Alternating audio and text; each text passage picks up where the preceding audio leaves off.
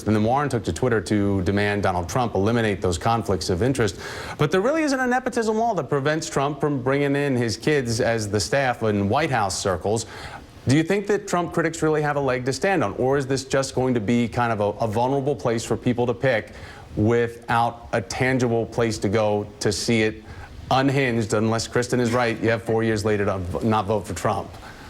Well, Thomas, that's assuming that President-elect makes it for 4 years. I mean, at this pace, you know, we don't know, but absolutely right. There is no prohibition, but just because somebody can do something doesn't mean they should do something. I mean, it's been a while since we've had adult children in the White House. I don't think we've had adult children connected to the White House in this way since maybe President LBJ and President Nixon.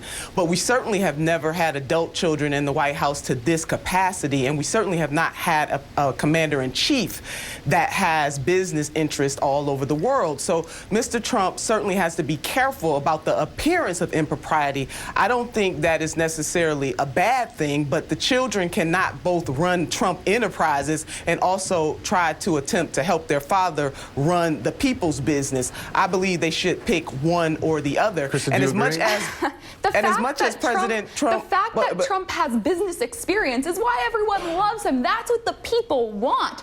And don't say now everybody Democrats are mad that Ivanka might be giving her dad advice. If that is the biggest criticism that Democrats have about Trump, I can guarantee you he will be reelected in a landslide. The past administration, they were clueless when it came to business. Obama implemented over 200 major regulations. Those regulations cost us $108 billion per year.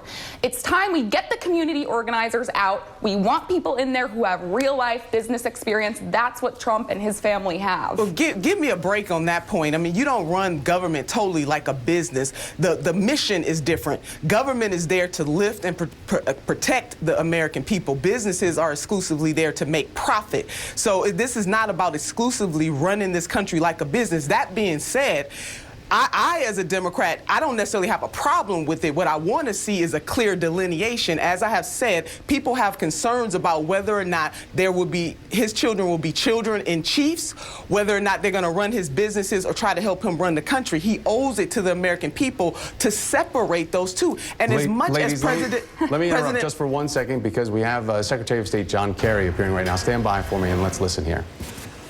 Hello, everybody.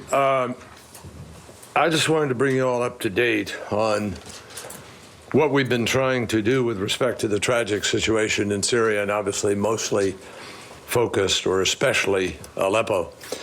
I don't think I have to elaborate, but I'm going to certainly focus on the anger and the anguish that everybody feels, or most people feel, about the continued relentless and inexcusable attacks